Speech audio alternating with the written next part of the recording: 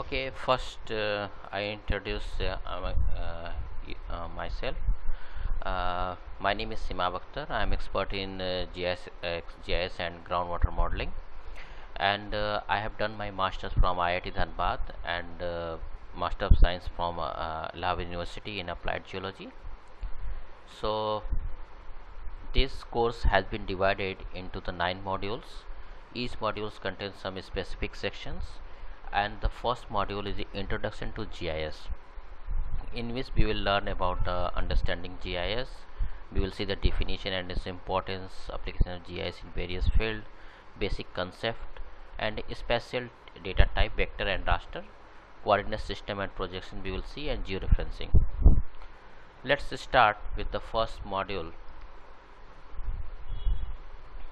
that is Introduction to GIS. The first things we will learn understanding GIS basic concept, and we will do a practical work on georeferencing in QGIS. If we are going in the definition of the GIS, the formal definition, when someone asks to you what is the geographic information, what is the GIS, then first you will answer the GIS is geographic information system, or you will tell us that GIS is a technology that used to create, manage, analyze and map all types of the data. So this is a formal definition but not a technical definition. So why we need GIS? The GIS is like a smart map. If you ask to the school student and ask what is the GIS, just he open his mobile phone and show you the Google map and uh, tell you this is the GIS, but this is not a GIS, this is just a GIS smart map. Why we use it? In the case of emergency help, GIS is very useful. In the case of the crime prevention, in the case of nature protection, in the case of the health, in the case of the saving money, in the case of the making fair decision, that decision making, and protecting our environment. These are the very useful. uh, GIS is very useful in this field.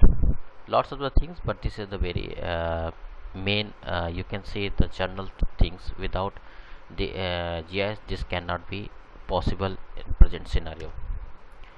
So this will be more clear with the help of this, how GIS can be useful for making decision making. This is a satellite images, and this olive green is a water body. So, and this picture is taken in different year. So in the year 2000, the area of the water body is this, but continuously it is decreasing up to the 2013. How this is happen? And uh, uh, GIS can help for decision making. If satellite data, a GIS user interpret these images in a right time and take a decision, stop the extraction of the water from these water body, otherwise you will lose the loss of the fish and ecosystem plant.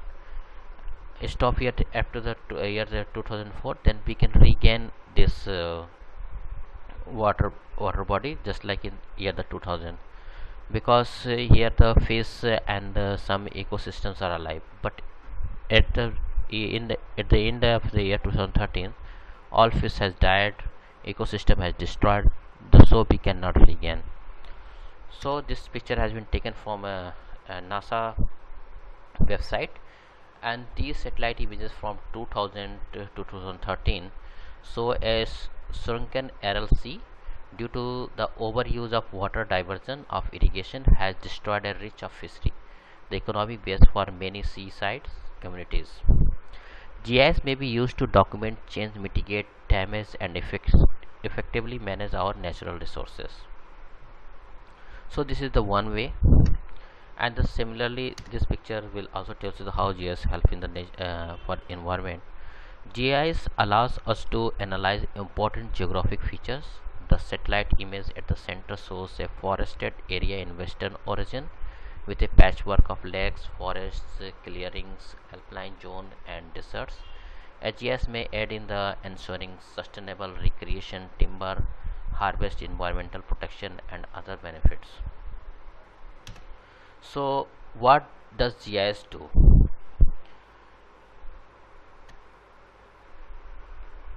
The first things the GIS can do: data management. GIS is a foundational system of record. You can store and integrate information from basic system and authoritative sources, magnifying data's usefulness.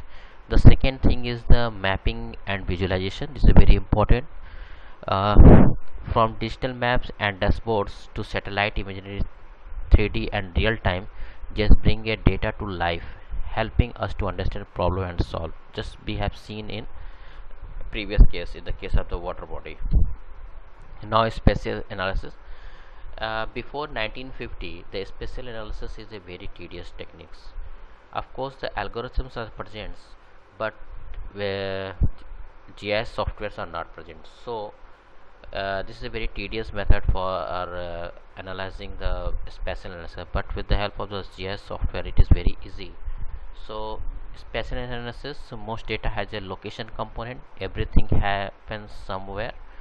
With spatial analysis tools we find a hidden relationship and generate a new insight from data. Communication, so it's a user and data, it's establish a communication. Map and dashboards communicate complex ideas quickly. Science and data build a common understanding, supporting collaboration and problem solving.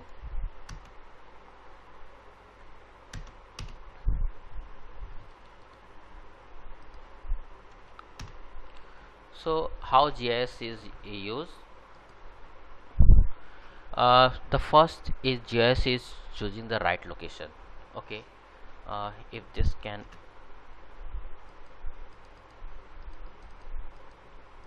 okay, this can be more understandable when this will, okay, anyway, this picture is not running. This is a 3D animated video. So how GIS is used? GIS can help you choosing the right location. This is a location, particular location.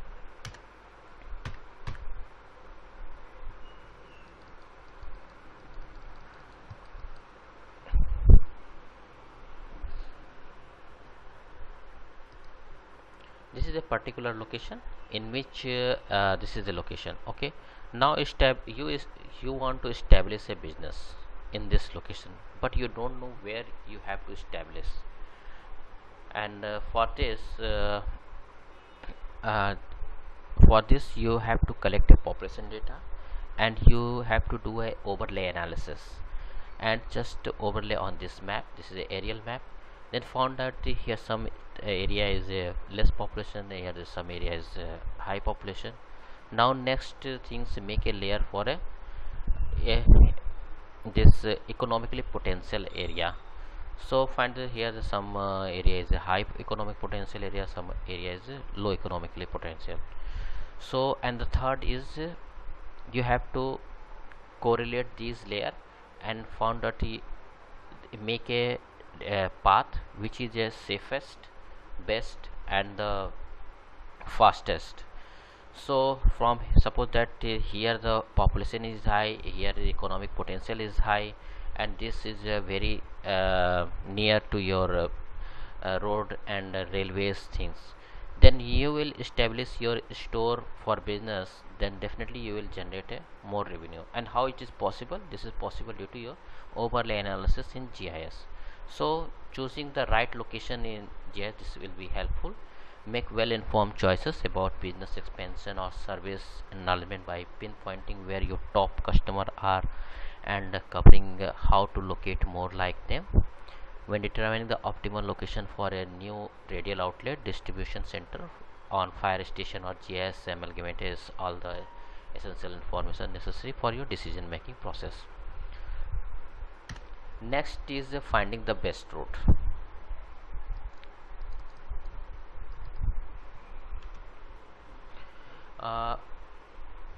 when finding the best route, when you open the Google map and suppose that you want to go from A to B, then Google map provide you lots of the routes from A to B. Okay, and this will be more clear from this animated video. uh, a aeroplane is running from one place to another place, and from he takes the C path, and it takes a very appropriate path, which is the very fastest, safest, and uh, smallest. From here this can take. Now this will also take a decision making for the route, three routes for reaching this destination, this. The GIS select this path, but appropriately this will change, because from GIS and real data this inform you some uh, hazards of divergence sizes, so you can change this route and reach this.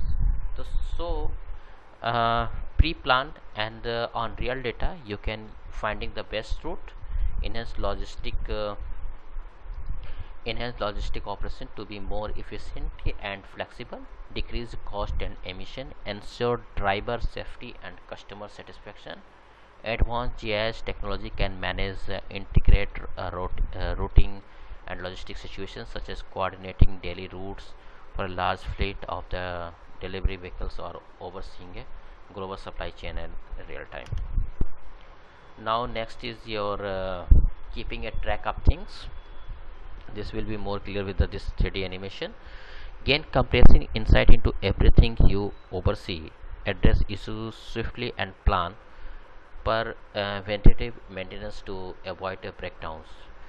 Whether it's roads, water, pipes, street light, or companies' vehicles, GIS assist in managing them throughout their life cycles. GIS provides information on location and condition, ensuring effective management.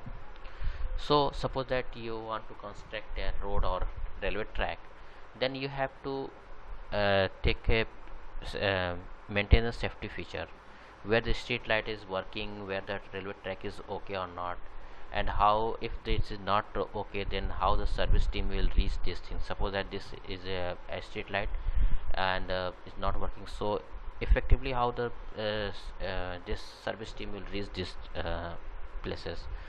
Then keep track of things. This also help in the GIS. Now next is planning for the future. This is very interesting. This will be more explainable with the help of this 3D animated video. uh, Up to the, this is the heat index. As year is increasing from 1996 to 2022, just see heat waves are increasing, and the central area of this region, lots of the heat index is very high. So uh, and tree plants, when applied another data, take the another data, tree plants is very low. Then what is the solution? Because when you have increase, link of the this just give okay, link of this planted is here. The what is the solution for this? Because heat waves is continuously increasing, trees decreasing. Then a solution is, if we planted a tree in this affected area, then then solution may be then problem may be solved. That for this, because we cannot wait, trees are this small, this will take the time for 10 years, 20 years, then this will be reduced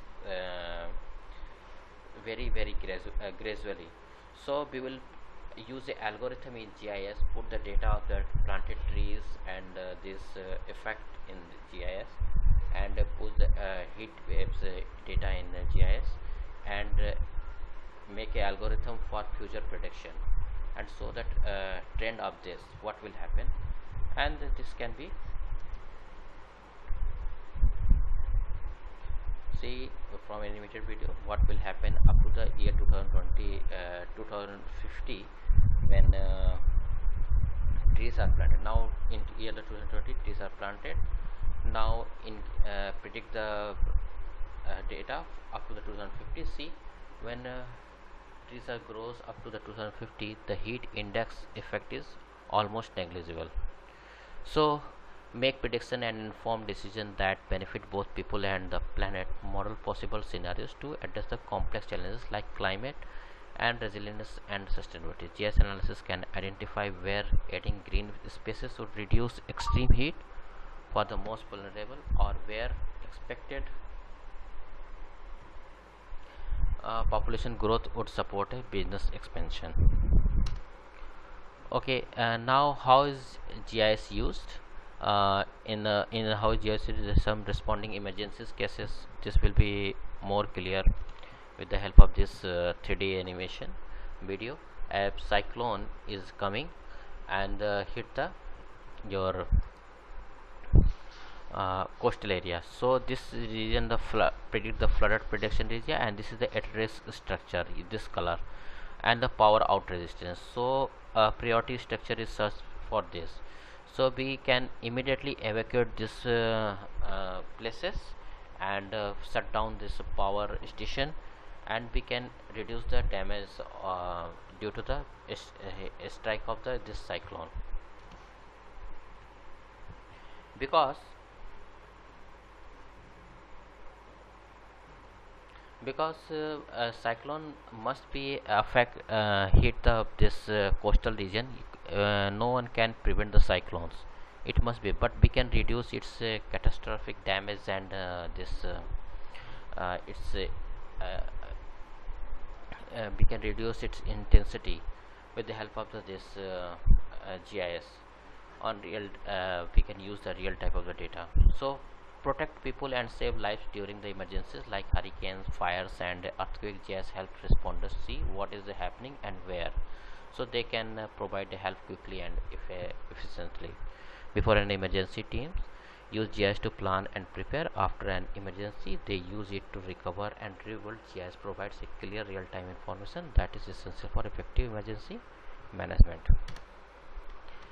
Now basic concept of GIS. uh, Geographic information system are tools to collect, store, manipulate, analyze, manage, and present spatial data. They combine hardware, software, and data to display geographic information, helping to understand patterns and relationships. So the real definition has come here. If someone asks you to what is the GIS, then the GIS is a setup in which a system is present, that is your hardware like computer and these things. Input data is must be you have like map or raster things. This is the second things, and you have a tool, that is a software. This is your third thing. Then fourth is a managing tool, that is your algorithm that you use to interpret for this input data. And the fourth most important thing is that user must be expert in this GIS operation. So entire system is called a GIS. This system is called the GIS. Okay, so GIS components include hardware, computer, and global positioning system.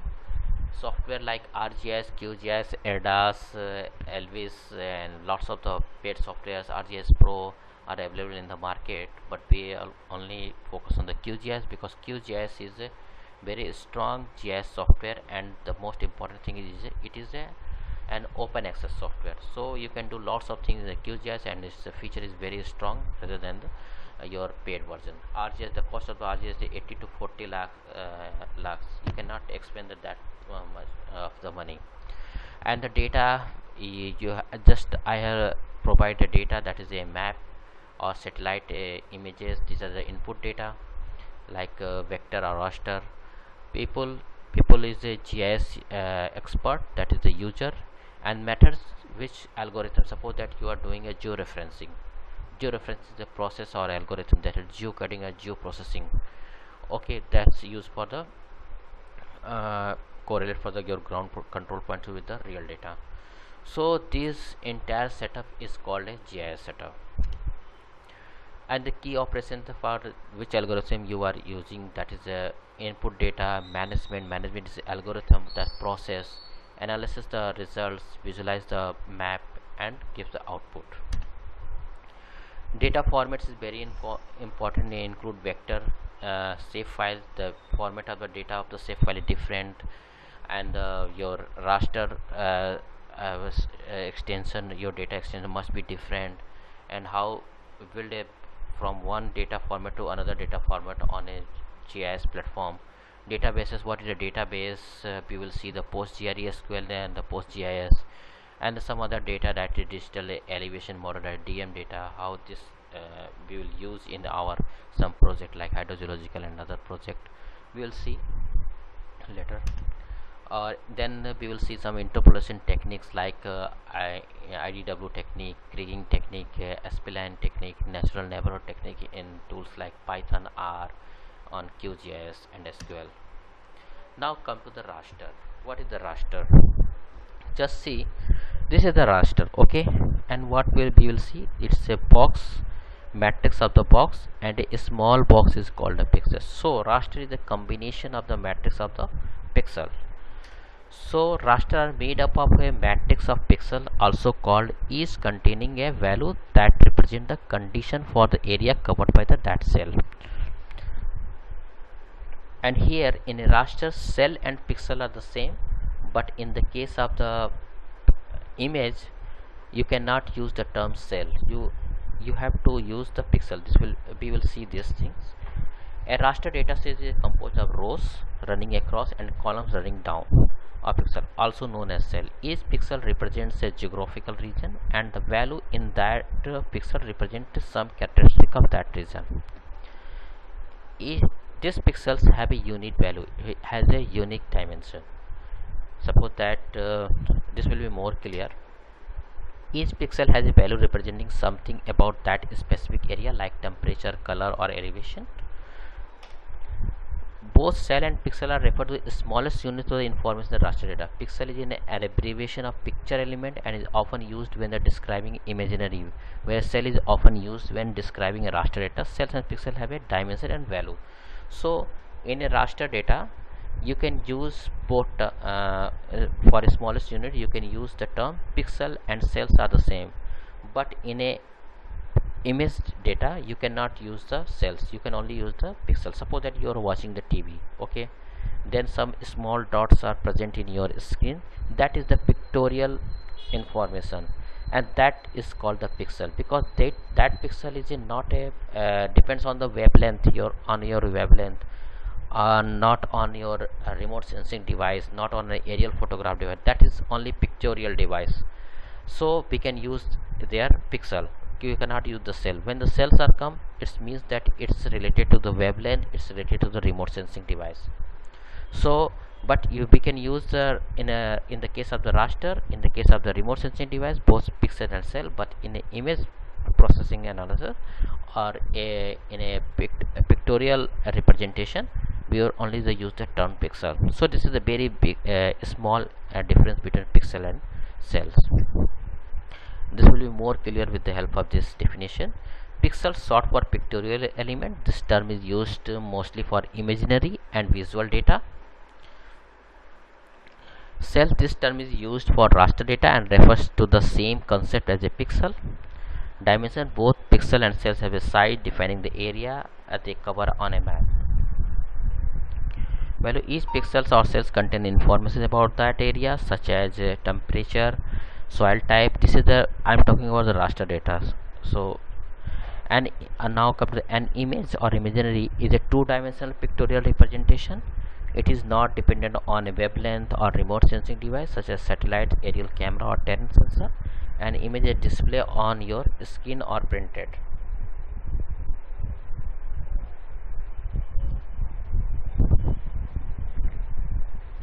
A raster is a data model that describes how an image is stored. A raster defines the pixel cells in rows and columns, the number of bands, and the bit depth. What is the bit depth? We will see after this slide. When you view the raster, you are viewing an image of that raster data.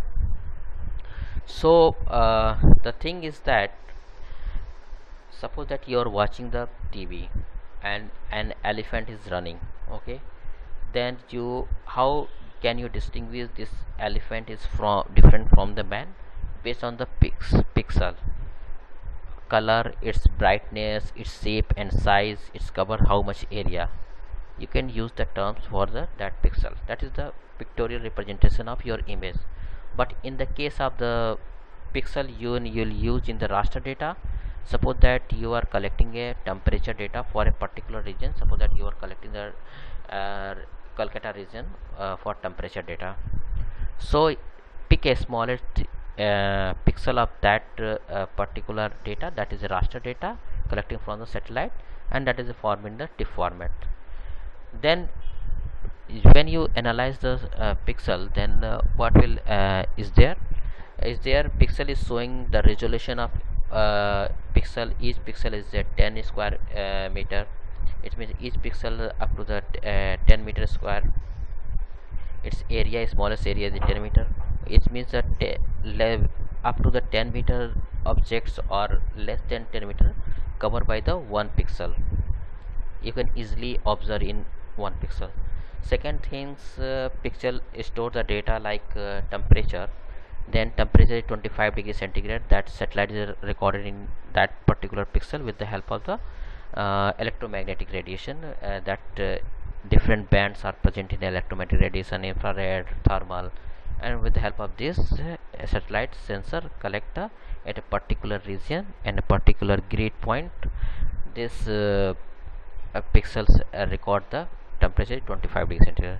Third thing is it's up to the from ground to 2 kilometer. And fourth thing is that what is the fourth thing? Okay, anyway, lots of the data are present in the pixel.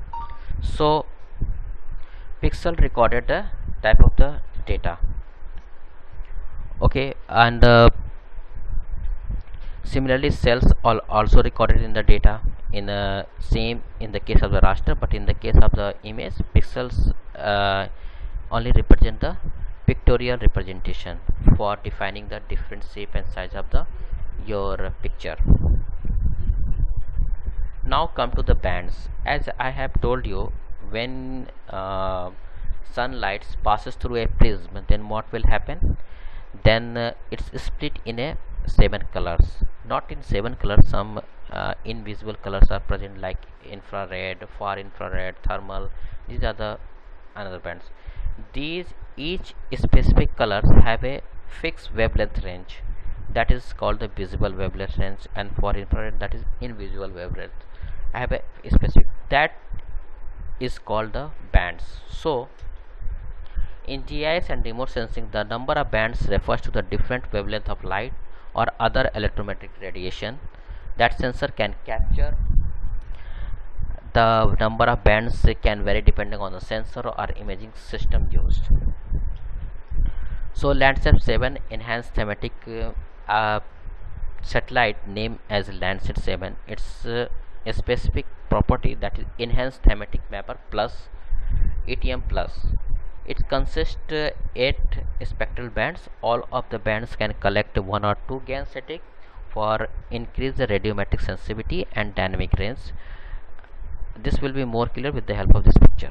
Okay, this is the bands of the Landsat 7. The green color bands here, just see band 1 is the blue, its wavelength range is this, and resolution is 30 meter. It means that a 1 pixel represents the 30 square meters. Below the object dimension below the 30 meter or up to the 30 meter easily captured by 1 pixel, and you could identify. Similarly band 2 green, similarly band 3 near infrared, every have a different wavelength and the resolution is the same up to here. Okay, now each bands have a specific work, like blue band is work for your water body identification. In near infrared is also used for the water body identification. Green for leaf identification, chlorophyll identification. Each band have different. Now here a band has 8 has added in the Landsat 7, that is the panchromatic, and its resolution is the 15 square meter. and its wavelength range is 0.5 to 0.90, and this band is used in the Google satellite images.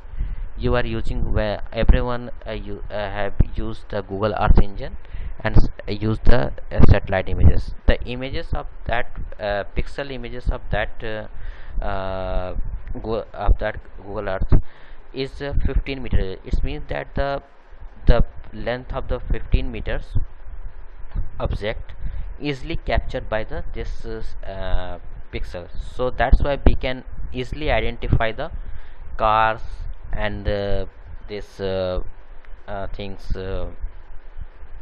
like buses, house. We can easily find out. This is the advanced feature of the Landsat 7. Now come to the bit depth. What is the bit depth? Whenever you look at the screen on your phone, TV or laptop, you are seeing images made up of tiny dots called pixels, as we have discussed. Each pixel lights up in a specific colors, and together they create the pictures you see. But not all pixels are the same. As technology have advanced, screens have become better and showing some more colors and finer details. This improvement is measured by something called bit depth. Here in my screen, the bit depth bit depth is written in the violet color, something is written in the yellowish color, something is written in the black color, and background is the white color. How can you distinguish this? Because our pixel color is different, so you can distinguish these things. So bit depth is determined by the number of bits used to define each pixel. Of course, pixel is a smallest units of your pictorial elements or raster data, but the greater the of how define the how scale the pixel. For scaling the pixel, we will use the bit depth. The greater the bit depth, the greater the numbers of tones, grays or colors that can be represented. Tones, number of tones, it is very important. Digital images may be produced in black or white, that is the bitonal, grayscale or color. What is the bitonal? A bitonal image is represented by pixel consisting of one bit each. Voice can represent with tones, typically black and white. 0 means black and 1 means white. So bit depth tells us how many different colors or pixel can display. A higher bit depth means your screen can show more colors and shade, making images look richer and more details. So bit depth is crucial for enhancing the quality of what you see on your screen, giving you a more vibrant and detailed visual experience. So basically, when you are increasing a bit depth, what is meaning that you are basically enhancing the your picture. So bit depth or color depth tells us how many color or pixel can display. It measure in bits, and generally more bits means more colors. 24 bit displays means most screen today use 24 bits, showing over 16.7 million colors. How it is possible? The formula for the bit calculating the bit depth is a 2 raised power bits, 2 raised power 24. It means this color 16.7 million colors has come. Similarly, 8 bits camera is capturing 256 color. 2 raised power 8 means 256. 16 is this number has come. So higher bit depth means richer and more vibrant image. Next time you are using when you will do the photography, so adjust your camera setting at higher bit depth, so you will take the more clear and very good picture. Now lots of the tools are present in the Google AI tools which enhancing your picture. Basically these they are using this type of the algorithm increase the bit depth. So this will be more clear with this two. One upper is the 8 bit and below the 6 bit. So you see the tones of the in 8 bits for each color is less than the in comparison 16 bits. So the following example shows how bit depth affects a photo. The first image is in 8 bit color and the second is a 16 bit color. It is easy to tell that the 16 bit version has more color information than the 8 bit. It much sharper and more vibrant in comparison to 8 bit. Why bit depth matters? Bit depth is important because it determines how much information you can store for each pixel in an image. The more bits there are more channel, red, green, blue. The higher you bit depth you will be used, which means you can represent finer details with less loss of quality or color information when you edit your photos later. So this is the important vector. Higher bit depth means basically you enhance your picture quality. Now modern media use as screens get better. Media needs to keep up. Low bit depths can make images and videos look dull and waste out of advanced displays. This will be more clear with the help of this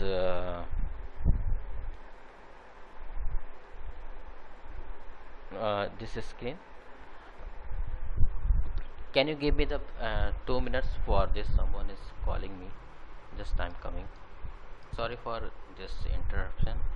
Now we will go for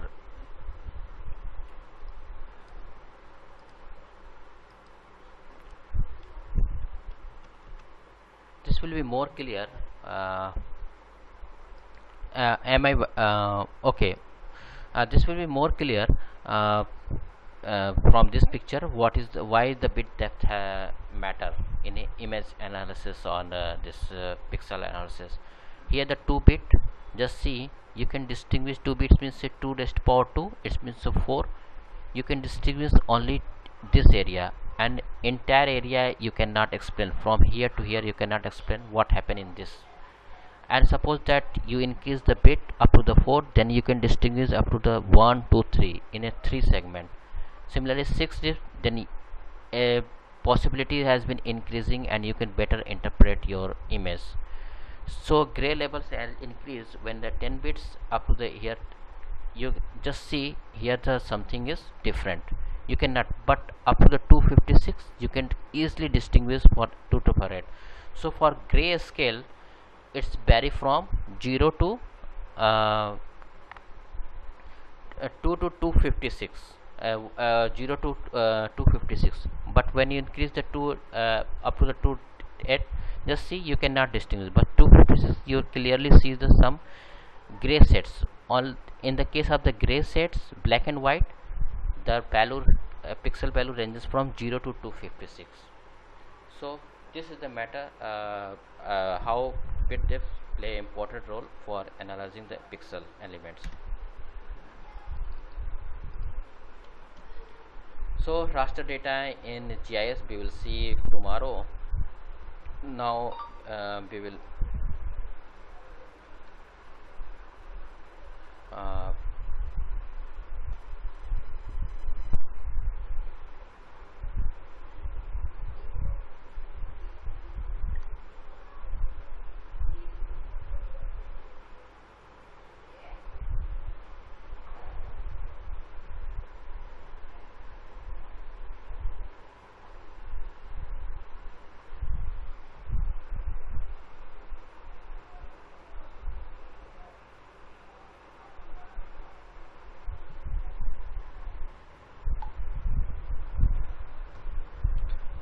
now we will do some practical work in QGIS.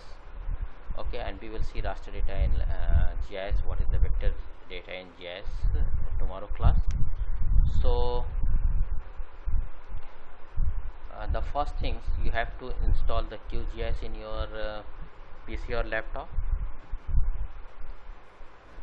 The important things, available platform for the QGIS is Windows, Mac and Linux.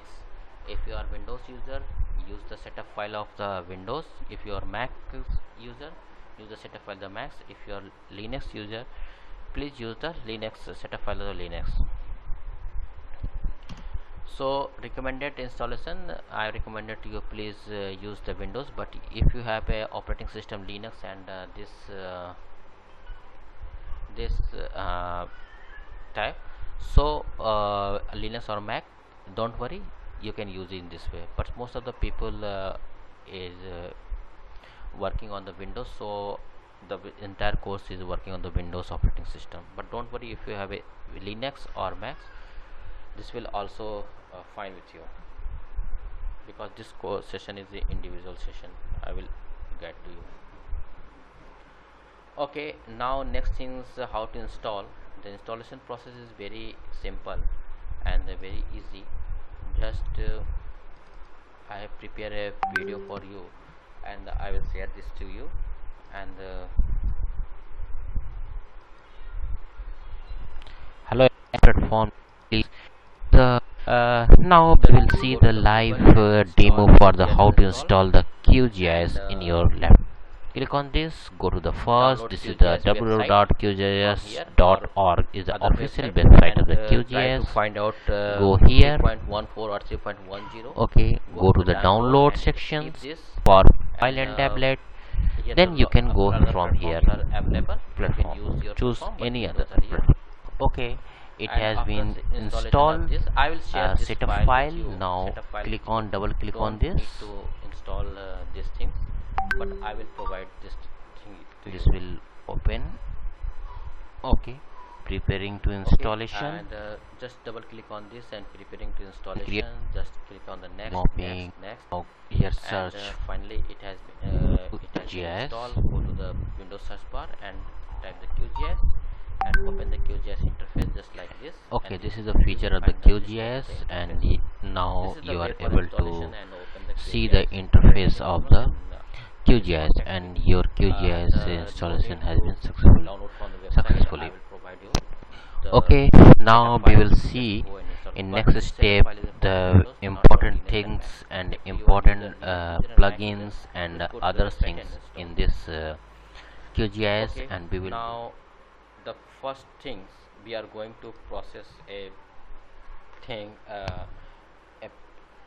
geoprocessing and geocoding. That's name is also is that georeferencing.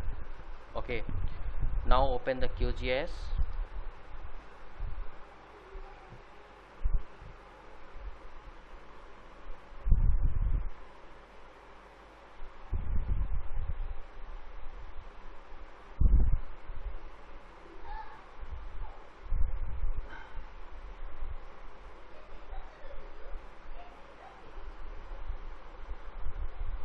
This will take a few minutes. Okay, now open. When you will open the QGIS, just you will find this type of the interface. Okay, just click on the project new templates, double click on this. One important thing, just right click on this and see the browser panel and the layer panels are checked in. When you uncheck this, this will remove. Okay, then you have to first keep in mind, you have to check in, because all when you import or export a map or things, then you will things are displayed here.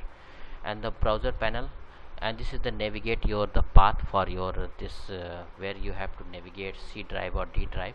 Then you have to browser panel must be checked in. If you check out, then this will be minus. So browser panel must be in your, see, this is browser 2.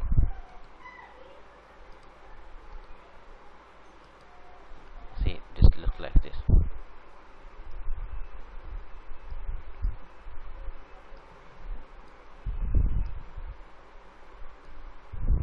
Okay, now I'm going to show you a map which is not georeference. Okay, the first things I'm going in my folder, there is a map escape. This, make a folder. That folder name is test4. Okay,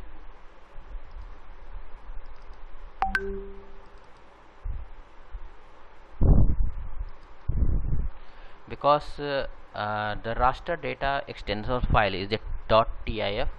It's extensor for, basically the map is in JPG. When it's a hard copy, I'm going in a market and use the big scanner, and they scan my map and give me that map in the JPG format. This looks like this. Okay, when I will open this map in this way, then this map is not feasible in our GIS platform like QGIS. Then what we'll have to do, because this will read in a TIFF file, then I am going to the again Google. Okay, Now here search these things, JPG to TIFF converter online free. Lots of the tools are available.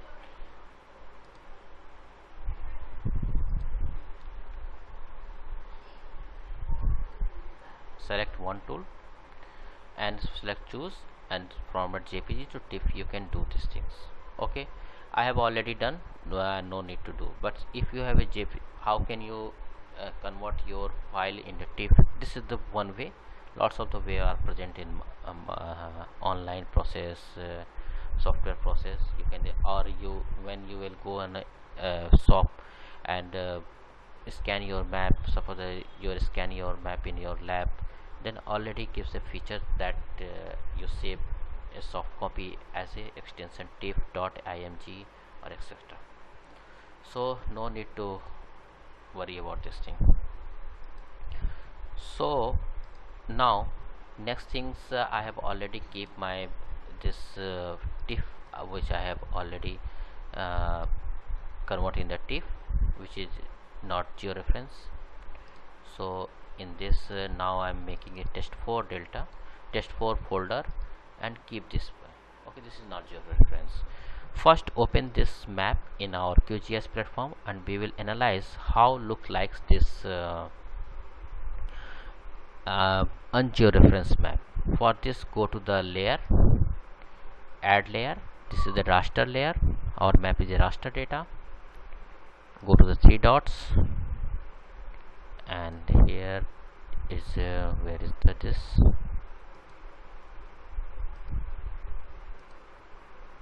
test4. This is add and close. See, just see if you are able to see in this map the boundary of this 81 degree, 45 minutes, 25 degree, 30 minutes latitude longitudes are given here. That's 47 degree, but this is not a georeference map. So when you below see, are you able to see these coordinates? That coordinates is 32 and 59409. It must be correlate with this coordinates. Suppose that this is the 81 or 45 degrees, then I here go to the here points, then see the, when I mark on this points, then see it's showing the coordinates 3095 minus 1665. This is meaningless, and what is showing, and the scale is very high. What is the meaning of this? This is also a meaningless, it's nothing meaning. So ungeoreference maps look like this, or in other platform this looks like it is showing uh,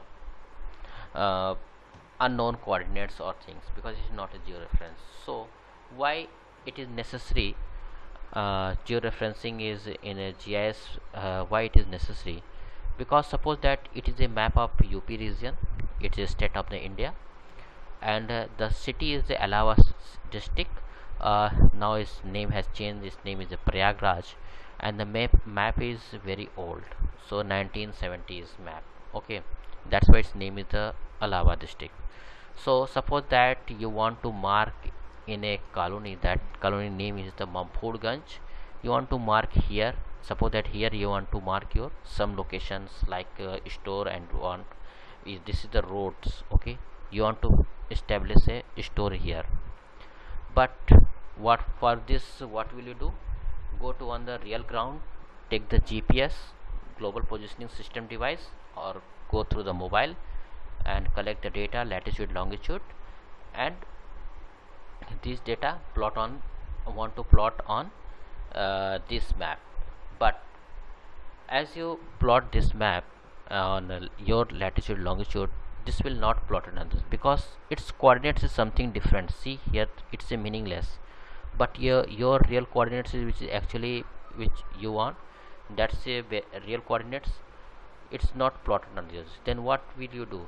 You have to overlay of this coordinates. The coordinates of this map is called the ground controlling point, GCP points, must be correlate with your original real coordinates, that is your ground original real coordinates. For this, there is a algorithm called the geocoding or geoprocessing algorithm in GIS, and we have to correlate with this your real coordinate. After this process, you are able to locate your points on this map. You can drag this map in your Google Earth engine and see the how the points where your city and roads how change with time. You can analyze these things. Okay, now the next things, a question has come in your mind: why we need this things to uh, this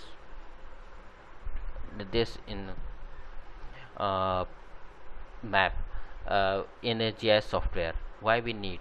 We can do these things manually. Of course, you can do the manually, because just mark just here the see the coordinates are here. Just put the scale, take the pencil, and count divide the scale on this. How much divisions are simple mathematics. Take the 3 points from here, from here, from here, and cut your actual coordinates of this. Then what will happen? You will find these points. Okay, this is my point, but possibilities of error is very high. You cannot exactly mark your position because it's a pencil and scale method, and errors are very. And how much suppose that one dot is showing your 100-meter error, then what will you do? This is a 100 in the area of the 100-meter. Lots of the roads and buildings are covered. Suppose and this type of the error you cannot apply in your for real project. And when you plots other data, what happen? Then this will be completely topo sheet will be tiered, because lots of the pencils are running on this topo sheet, and ultimately this is very dirty. So you will tear this topo sheet and put in the uh, bucket. So for simplicity and for making clean and neat and with